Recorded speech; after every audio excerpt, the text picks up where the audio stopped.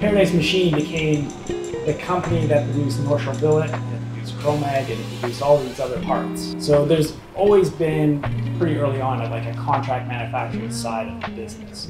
My name is Chris Allen. I guess I'm the co-owner of North Shore Billet and Paradise Machine, and I run the day-to-day operations here. My name is Peter Hammons. I'm co-owner of North Shore Billet and Paradise Machine, and I work in the shop downstairs. I do a lot of the tooling, the fixtures, setting up the machines to run. I'm the journeyman machinist and tool and die maker here.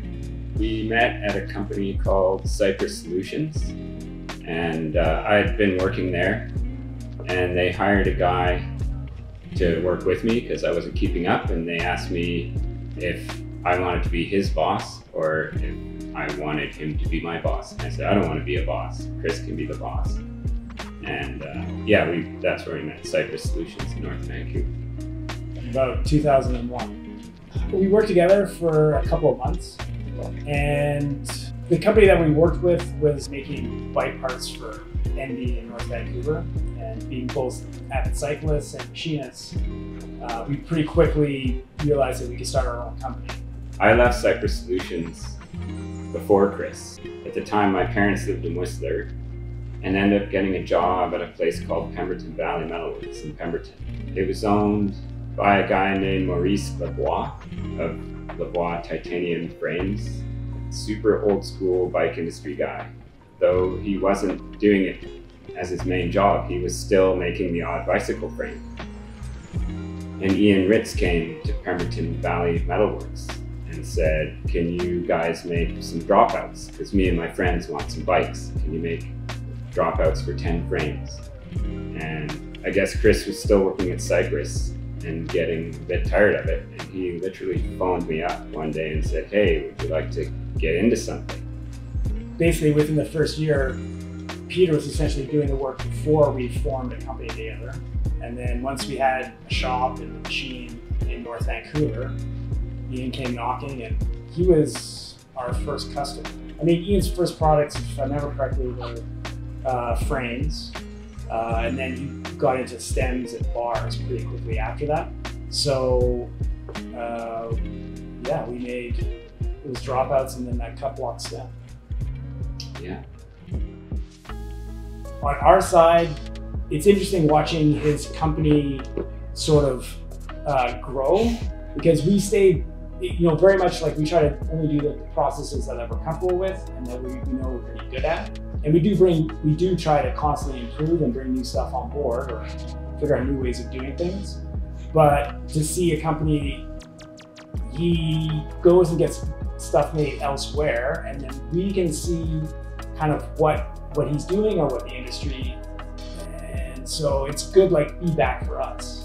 In all of the bike industry, when you're having stuff made overseas, there's minimum numbers. You can't just say, I want a stem, and then I want to look at it right when it's finished, and then possibly have changes for the production run. They say you need to buy 100, and then you buy 100, and then it's not what you want, so you chuck it out, and then you order another 100, and you wait a long time for it. So just the fact that for him, he can shape it as it's being developed. Like, he knows what he wants, but then he's always been able to see the first one and the first few, and then very easily say, okay, let's make some changes and go on with it. After a couple of years, we basically created Paradise Machine, which was like the umbrella company that had North Shore Billet within it. So essentially, Paradise Machine became the company that produced North Shore Billet, it produced Chromag, and it produced all these other parts. There was a point where 80% of our business was bike parts, and some points of our business where it was 40% bike parts, just because, say, a GC contract came along and we decided to devote more of our energy and attention to some contract work as opposed to bike parts. We're probably at about 75% of our revenue is bike industry right now. We had our best year in 2019, both as Paradise Machine and North Shore Billet. 2020 came along and everything sort of slowed down and shut down. So we had like a negative impact on our business for 6 months or so. Not even a year. Yeah. Like basically we had a couple months where like distributors, shops were purchasing, everything just like sort of froze up. And then one of our large contract customers actually stopped working with us during the pandemic. So that was a good chunk of revenue that we lost. But fortunately, when bikes came back, they came back super fast and super hard. So pretty quickly by 2021, like North Shore Billet basically filled that hole that was left by our contract customer, which is in some ways like silver lining, because like I said, sometimes we didn't want to put the time or the energy or the focus into North Shore Billet because we're busy with other stuff. And that's how really the pedal came about. So in that short time when COVID actually stopped everything, we wasted away a bit by keeping guys making stuff. And instead of just making parts every day, it was like, make a pedal like you would like to have on your bike. And Chris gave that job to 2 guys who made 2 really different pedals. And then we rode around on them and decided which one we wanted to bring to production. And it also gave me the time to finally put out the 35mm overlord stem. So yeah, there's just a few months there when things stopped. And then at the end of that, it just completely flipped around.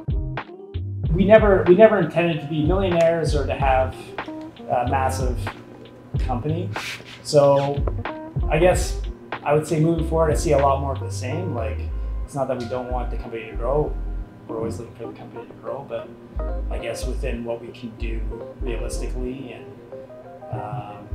you know, Whistler it's a limited place. Like, we can't just build a 10,000 square foot. Well, we did, but we just can't build like a 20,000 square foot building and fill it with staff and everything like that. There's limitations to what we can do here. So I just see it like we've always had like a slow, steady sort of growth mantra, and I think that's what we're going to keep doing.